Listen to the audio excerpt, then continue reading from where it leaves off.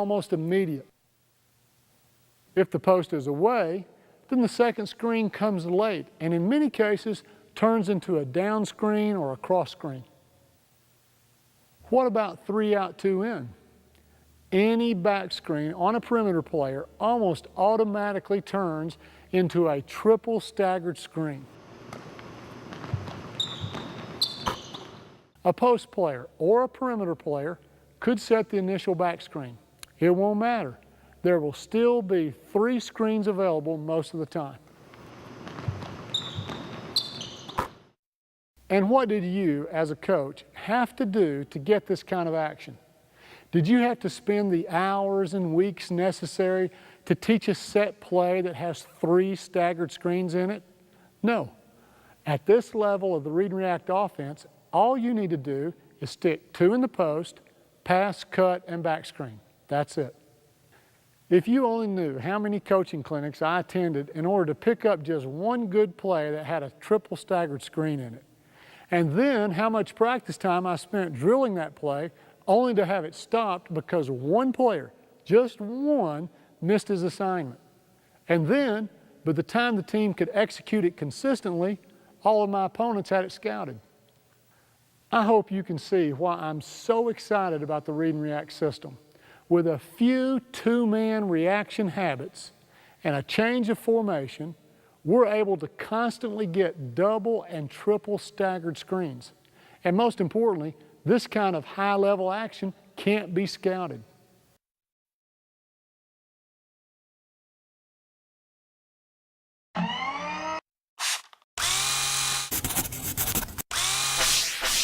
Layer 10, Advanced Post Reactions.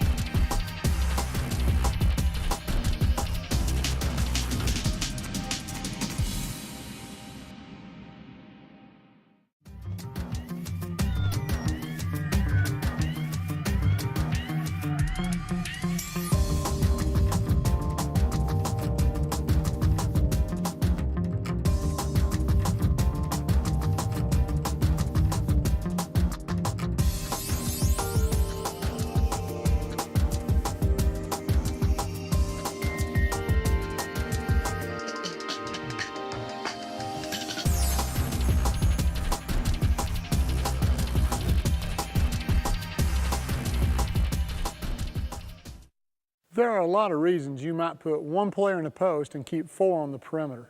You might be hiding a weakness, or you may be taking advantage of a strength. I'm going to leave that decision up to you and make no assumptions. I'll go through this the same way I've done everything else, layer by layer, from basic to advanced. Once you have a player inside, ask the remaining perimeter players to bounce the floor and leave the corners empty. When asked to do so, they'll take these 4 positions, 2 guards and 2 wings every time. These are their new spots on the perimeter, a total of 6 spots if you include the corners. The 2 guard spots should be familiar. They're the 45 and 90-degree positions on a baseline drive. Next, let's strengthen the post reactions to dribble penetration. The basics were covered in the first fundamental layer. Now, let's put some meat on the bones. 2-player read and react habit. This is the 2-player read and react habit that must be drilled for this layer. If dribble penetration comes into the lane above the line of the post, his first priority is to get out of the way. Step down to the short corner and give the penetrator a chance to get to the rim. If the post defender stays in the lane to stop the penetration, then the step down by the post creates space and separation from his defender. Catch and shoot the short 5-footer or meet the bounce pass, step through and get to the rim.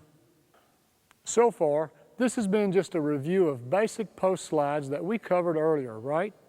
Well, here's the new read and reaction for this level. If the post defender follows the post out of the lane, then the post steps behind him and toward the goal, a miniature rear cut. Regardless of whether the post is ball side or weak side, when dribble penetration occurs below the line of the post reaction is to slide up the lane line. In other words, get out of the way and let your teammate get to the rim. If you have three-point shooting range, then slide there. Otherwise, slide up to the elbow and stay in your shooting range. Also, by the time your players get to this level, they can begin to view the post slides as part of basic circle movement. A good example of this can be seen when the ball penetrates above the post from the same side wing.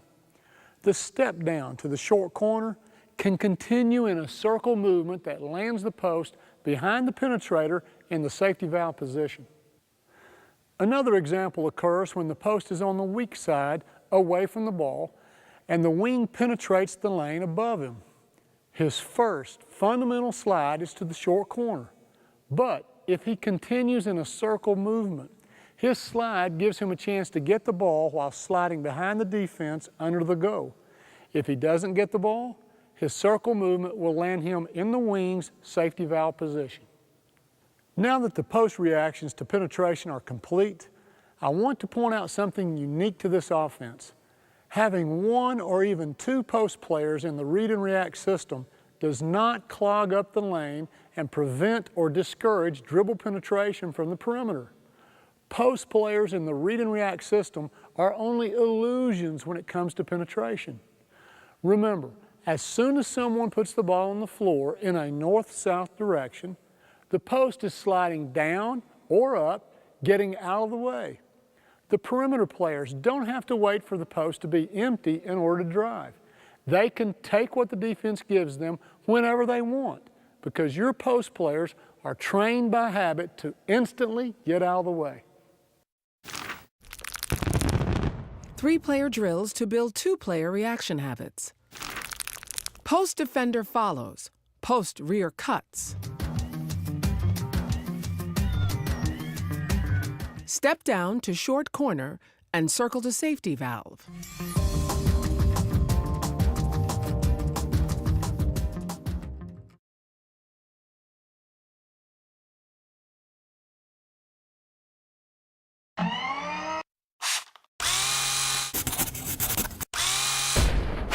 Layer 11, post blocking.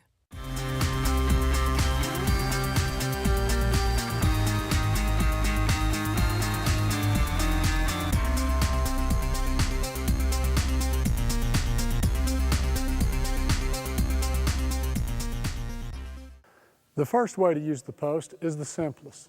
The post can create scoring opportunities by simply setting screens for the cutters and then shaping up to the ball in the lane.